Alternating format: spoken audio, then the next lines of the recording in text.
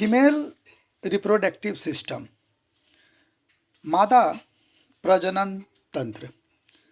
आइए सबसे पहले इसे हम लोग चित्र के माध्यम से समझते हैं।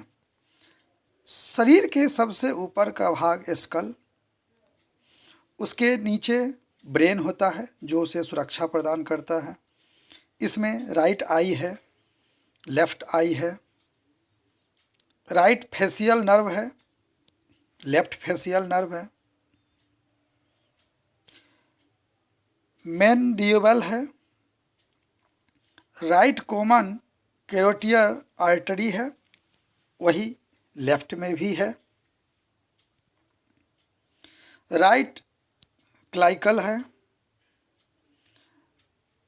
राइट रिब है जो पेशी कहलाता है, दूसरे शब्द में स्केलेटल सिस्टम का फॉर्मेशन यही करता है, हार्ट है, लेफ्ट लंग है, राइट लंग्स है, डायफ्रेम है, spleen, stomach, liver, pancreas, right kidney, left kidney. मित्रों, आगे बढ़ने से पहले आपने सब्सक्राइब अगर चैनल को नहीं किया है तो सब्सक्राइब कर लें। इससे आपको और भी अन्य महत्वपूर्ण टॉपिक्स समय पर उपलब्ध होते रहेंगे, जिससे परीक्षा में आपको मदद भी मिलते रहेगी।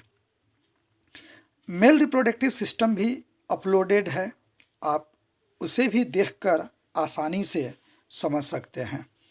इसके अन्य भाग में जो इसके नीचे का भाग होता है, कमर से नीचे का भाग, वह है पेल्विक बोन्स, रेक्टम। आप ध्यान से देखेंगे कि कौन सा ऑर्गन हमारे शरीर में किस जगह पर स्थित होता है। राइट फेमोरल आर्टरी है, लेफ्ट फेमोरल आर्टरी है, ये राइट फीमर है, left femur, right पैटेला, left पैटेला, right thumb और राइट फेबुला। इस प्रकार हमारे बॉडी में जितने भी ऑर्गेन्स हैं, उन सभी ऑर्गेन्स के नाम आपके सामने दिए गए हैं। बायो में चित्र सबसे महत्वपूर्ण है, क्योंकि जब हम ह्यूमन एनाटॉमी का स्टडी करते हैं, मानव के स्वरूप का अध्ययन जब करते हैं, तो उसमें उसके नामों का होना अत्यंत आवश्यक है। नाम और चित्र से ही बहुत कंसेप्ट हमारा क्लियर हो जाता है। अब जो मुख्य टॉपिक पर हमें आने हैं, वह है मादा जनन तंत्र। इसके जो महत्वपूर्ण भाग हैं वह है फैलोपियन ट्यूब, ओवरी, यूट्रेस, कार्विक और वैजिना। आप इसके लोकेशन को देख लें, इस लोकेशन से ही आप आगे के तथ्यों को समझ पाएंगे। आपने अभी तक लाइक नहीं किया तो लाइक कर लें, बेल बटन दबा लें, ताकि आपको सभी इन्फॉर्मेशन समय पर उपलब्ध हो। मेंस्ट्रुएशन साइकिल, मासिक धर्म चक्र के दौरान अंडाशय एक अंडा छोड़ते हैं, जो फैलोपियन ट्यूब के माध्यम से गर्भाशय में जाता है। यदि एक अंडा कोशिका गर्भाशय के रास्ते में शुक्राणु से मिलती है, तो एकल शुक्राणु कोशिका प्रवेश कर सकती है और इसके साथ विलय कर सकती है। इसे एक युग्मनज में निषेचित भी कर सकती है। इसका अर्थ है कि जब हमारे शरीर में XY गुणसूत्र जो बना होता है, वह मानव शरीर से स्पर्म रिलीज होता है और फीमेल शरीर से ओवम रिलीज होता है जो हर महीने 28वें दिन से प्रारंभ होता है। स्पर्म और ओवम का मिलना ही निषेचन फर्टिलाइजेशन है। निषेचन आमतौर पर फैलोपियन ट्यूब से होता है और भ्रूण जनन की शुरुआत को चिन्हित करता है। जिगोट तब एक ब्लास्टोसिस्ट बनाने के लिए कोशिकाओं की पर्याप्त पीढ़ियों में विभाजित होगा जो गर्भाशय की दीवार में खुद को प्रत्यारोपित करता है। इससे गर्भधारण की अवधि शुरू होती है और भ्रूण पूर्ण अवधि तक विकसित होता रहेगा। जब भ्रूण गर्भाशय के बाहर जीवित रहने के लिए पर्याप्त विकसित हो जाता है तो गर्भाशय ग्रीवा अर्थात गर्भाशय का मुख फैल जाता है और गर्भाशय का संकुचन नवजात शिशु को जन्म योनि के माध्यम से आगे बढ़ाता है। यह तो शॉर्ट में संपूर्ण प्रक्रिया आपके सामने उपलब्ध है। जो इसी प्रक्रिया से संतानोत्पत्ति होता है। कैसे निषेचन हुआ, फैलोपियन ट्यूब्स आप अभी भी देख रहे हैं, आपके सामने स्क्रीन पर फैलोपियन ट्यूब है। यह खुद को प्रत्यारोपित करता है, इसे किसी को प्रत्यारोपित करने की आवश्यकता नहीं होती है। और भ्रूण एम्ब्रियो का यह निर्माण भी खुद ही करता है और खुद ही इसके अंदर पर्याप्त न्यूट्रिशंस अवेलेबल होते हैं जिससे वह विकसित होता है। जब यह फर्टिलाइजेशन होता है उस समय से डेवलपमेंट के समय तक में इसे लगभग 270 दिनों का समय कंप्लीट करना होता है। अब गर्भाशय, एक एक कर टॉपिक को आप समझते हैं और इसे चित्र के माध्यम से देखते हैं। यह माता का प्राथमिक लैंगिक अंग जिसे प्राइमरी सेक्स ऑर्गन के नाम से भी जाना जाता है। यह प्राइमरी सेक्स ऑर्गन ओवरी है। प्रत्येक अंडाशय 3 सेंटीमीटर लंबा और 2 सेंटीमीटर चौड़ा तथा 1 सेंटीमीटर मोटा होता है। दोनों अंडाशय उदर गुहा एब्डोमिनल कैविटी जो पेट का गुहा के नाम से जाना जाता है में पृष्ठ रज्जु स्पाइनल कॉर्ड जो हमारा पीठ का निर्माण करता है, जिस पर हमारा पूरा बॉडी निर्भर करता है और यही रहने से मेन वर्टिब्रल एनिमल के नाम से भी जाना जाता है और श्रोणी भाग में स्थित है। अंडाशय स्नायु द्वारा गर्भाशय से जुड़े रहते हैं। जितने भी अंडाशय मीसोबेरियम द्वारा श्रोणी भाग की दीवार से टिका होता है, मीसोबेरियम के लगने के स्थान पर नाभिका या हाइलम होता है जिससे रुधिर वाहिनियाँ ब्लड वेसल्स तथा तंत्रिकाएं नर्व अंडाशय में प्रवेश करती है। क्योंकि अंडाशय में जब तक इनका प्रवेश नहीं होगा तब तक जो एक डेवलप हो रहा है वह माता के नाभि से नहीं जुड़ता है। इसी प्रक्रिया से वह नाभि के सिस्टम से जुड़ा रहता है जो उसे पोषक तत्व जो भ्रूण डेवलप होता है उसको पोषक तत्व न्यूट्रिएंट्स प्रदान करता है।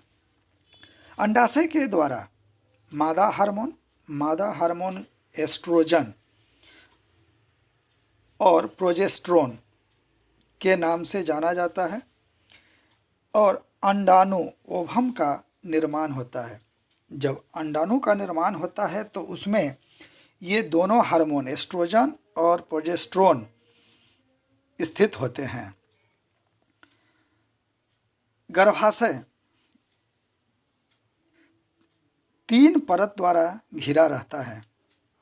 सबसे बाहरी परत पेरिटोनियम, मध्य में जनन एपिथेलियम, सबसे आंतरिक ट्यूनिका जीनिया कहलाता है। यह मादा जनन भी आपके सामने उपस्थित है। आप इसे चित्र के माध्यम से भी समझ सकते हैं कि इसके कौन कौन से ऑर्गन हैं और यह कार्य कैसे कैसे करता है। ये तीनों का एक साथ गर्भाशय में उपलब्ध होने से यह गर्भाशय को मजबूती देता है और समय समय पर जो यह फंक्शन करता है, कार्य करता है, उस फंक्शन में यह उसे मदद करता है, जिससे कि यह अपने कार्यों को सही ढंग से संपन्न करता है। यूट्रस श्रोणि गुहा पेल्विक कैविटी के मध्य में पेशियों से बना थैलीनुमा गर्भाशय होता है। ये उल्टी रखी नाशपाती के आकार की एक संरचना है। आपने नाशपाती देखा होगा, उस नाशपाती के जैसा यह रचना है जिसमें भ्रूण एम्ब्रियो डेवलपमेंट होता है। क्योंकि एम्ब्रियो के डेवलपमेंट होने के लिए जो स्पेस यूट्रस में बना हुआ है उसका स्ट्रक्चर भी बहुत मायने रखता है, क्योंकि उसके अंदर एक पूर्ण जीव का विकास होता है। उसके ऑर्गेन्स भी डेवलप होते हैं और उसी से वह चाइल्ड को न्यूट्रिशन अवेलेबल होता है। साथ ही उसके अंदर यह लिक्विड भी डेवलप होता है जिसके अंदर वह सुरक्षित होता है। इसकी भी 3 भित्तियाँ होती है। सबसे बाहरी भित्ति परिगर्भाशय या पेरीमेट्रियम, मध्य की भित्ति पेशी स्तर या मायोमेट्रियम, सबसे अंदर अंतस स्तर या एंडोमेट्रियम के नाम से जानी जाती है। ये तीनों भित्तियाँ एक साथ मिलकर कार्य करती हैं। तीनों एक दूसरे को कोऑपरेट करती हैं, तभी जब यह ओवम को रिलीज करता है तो यह फूलता है और फिर अपने वास्तविक रूप में वापस हो जाता है। अब योनि जो गर्भधारण में मादा जनन अंग का महत्वपूर्ण अंग है, यह लगभग 7 से 10 सेंटीमीटर लंबी एक नलिका है जिसके द्वारा शुक्राणु को ग्रहण किया जाता है। इसलिए इसे मैथुन कक्ष कोपुलेशन चैम्बर भी कहते हैं। इसका निचला सिरा शरीर के बाहर खुलता है जो बाह्य जननांग एक्सटर्नल सेक्स ऑर्गन बनाता है। तो यह जो योनि है यह शरीर से बाहर खुलता है, यहीं से मूत्र मार्ग भी जुड़ा होता है। इसी रास्ते से स्पर्म मेल रिप्रोडक्टिव ऑर्गन के द्वारा जो रिलीज किया जाता है वह इसके अंदर रिलीज किया जाता है। उसे रिलीज करने के लिए भी एक निश्चित टेम्परेचर देना होता है जो इसके अंदर ही उपलब्ध हो पाता है और इस प्रकार वहाँ जाकर यह उसके साथ निषेचित होता है। आपके सामने इसका पूर्ण चित्र भी उपलब्ध है, आप देख सकते हैं। जो इसका फर्स्ट पार्ट है वह है ब्रिक, उसके नीचे है श्रोणि पेल्विक, उसके नीचे 3 नंबर मूत्रवाहिनी जो येलो कलर से आपको दिख रहा है। 4 में है अंडवाहिनी ओवरी जो अंडाशय को रिलीज करने का काम करती है। उसके नीचे 6 नंबर गर्भाशय जहां निषेचित अंड को रोका जाता है और यहीं उसे न्यूट्रिशन और यहीं पर वह डेवलप भी होता है।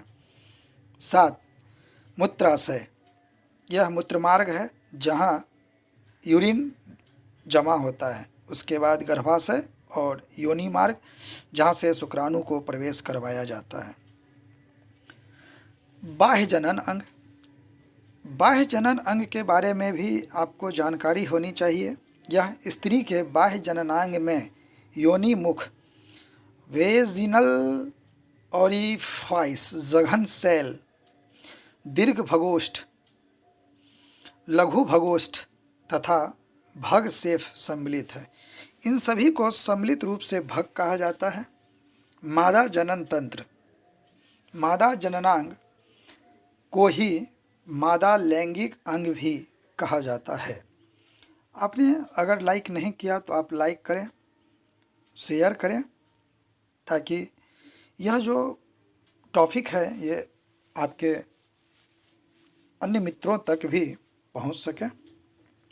बाह्य जनन अंग से ही आंतरिक जनन अंग जुड़ा होता है और यहीं से संपूर्ण प्रक्रिया प्रारंभ होती है। यहाँ से प्रारंभ होकर यह गर्भाशय तक संपन्न होती है। कुछ सहायक ग्रंथियाँ जो मादा जनन अंग में महत्वपूर्ण भूमिका निभाती हैं वह है स्त्री के सहायक ग्रंथियों में स्तन ग्रंथि, मेमरी ग्लैंड, बर्थोलिन ग्रंथि, स्केनी ग्रंथि, पेरिनियल ग्रंथि तथा रेक्टल ग्रंथि सम्मिलित है। यह एसेसरी ग्लैंड्स के रूप में भी जानी जाती है, क्योंकि केवल मादा जनन अंग ही महत्वपूर्ण कार्य को नहीं करता है। उनके कार्यों को संपादित करने के लिए इन ग्रंथियों का होना आवश्यक है। सबके एक साथ मिलने से ही फर्टिलाइजेशन की क्रिया संपन्न हो सकती है। स्तन ग्रंथि जो मादा जनन अंग का महत्वपूर्ण भाग है, ये श्वेत ग्रंथियाँ स्वीट ग्लैंड का रूपांतरण होती है। जो मनुष्य में स्वीट ग्लैंड जिससे हमारा पसीना शरीर से बाहर निकलता है, उसी का यह मॉडिफाइड रूप है। ये नर में भी पाई जाती है, लेकिन उसमें यह अवशेषी अंग के रूप में होती है। क्योंकि उसमें यह डेवलप नहीं हो पाता है, इसलिए यह सिर्फ फॉर्मली मेंस बॉडी में अवेलेबल होता है, जबकि फीमेल्स में इसका एक विस्तृत रूप होता है। आप इसे चित्र के माध्यम से भी देख सकते हैं। स्तन ग्रंथि जो मिल्क ग्लैंड या मेमरी ग्लैंड है, ये रूपांतरित भाग जो है उसमें यह अवशेषी रूप में होती है। इसके कई पार्ट हैं। यह जो शरीर से लगा हुआ भाग है वह है वक्ष भित्ति। उसके बाहर जो ऊपरी पार्ट होता है वह है पेक्टोरेलिस पेशी, स्तन पालिका। फिर उसका जो ब्राउन कलर का पार्ट है वह है चूचक, एरियोला, दुग्ध वाहिनी जहाँ मिल्क आके सीक्रेट होता है, और नीचे वसा उतक फैट टिश्यू होता है जो इस मेमरी ग्लैंड को आकार देने में और जो इसके अंदर मिल्क प्रोडक्शन होता है उसको हेल्प करने में यह महत्वपूर्ण भूमिका निभाता है। आप बने रहेंगे वीडियो में, देखें आगे इसके फंक्शन को। प्रत्येक स्तन का ग्रंथिल ऊतक 10 से 20 स्तन पालियों मेमरी लूप्स में विभक्त होती है। इसमें कोशिकाओं के गुच्छ होते हैं जिन्हें कुपिका कहते हैं, एल्वियोली। कुपिकाओं की कोशिकाओं में दुग्ध स्रावित होता है और जो कुपिकाओं की गुहा में एकत्रित होता है। इस चित्र के माध्यम से आप आसानी से समझ सकते हैं कि कौन कौन सी पेशियां काम करती हैं, वक्ष भित्ति क्या होती हैं, एरियोला किस जगह पर स्थित है, दुग्ध वाहिनी कैसे इसके अंदर काम करती है, दुग्ध कहाँ संचित होता है, वसा फैट कैसे किस जगह पर स्थित है और किस टाइम में मिल्क प्रोडक्शन होता है। आप इसे भी देखकर आसानी से समझ सकते हैं।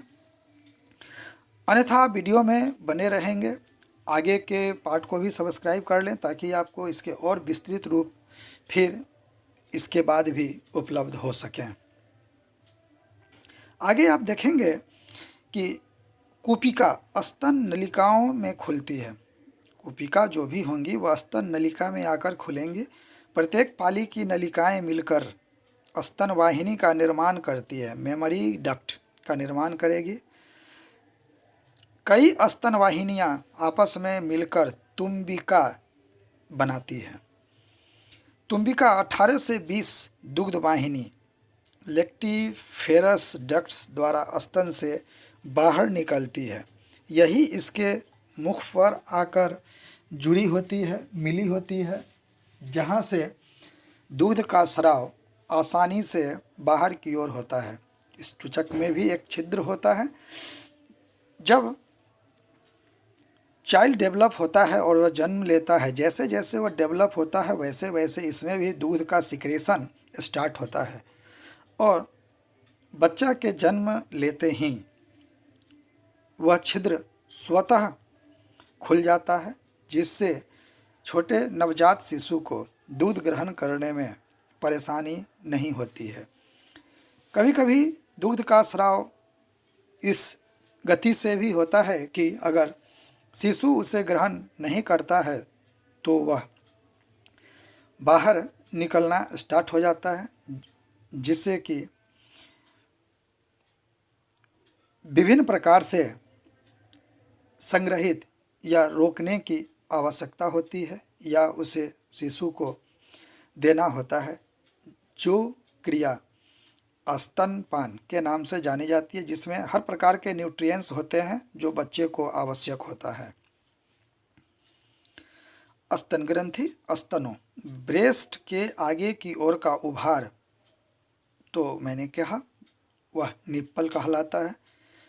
इसके चारों ओर का भूरे रंग का भाग एरियोला कहलाता है, जो उसे सुरक्षा प्रदान करने का कार्य करता है और इस प्रकार संपूर्ण ऑर्गेन मिलकर मिल्क ग्लैंड का निर्माण करता है और यह नवजात शिशु के लिए फीड अवेलेबल करवाता है, जिससे कि प्रारंभिक 6 महीने तक उसका पोषण हो सकता है और उस पर जो डिजीज़ बीमारियों का आक्रमण होता है उस बीमारियों से उसे सुरक्षा मिल पाती है।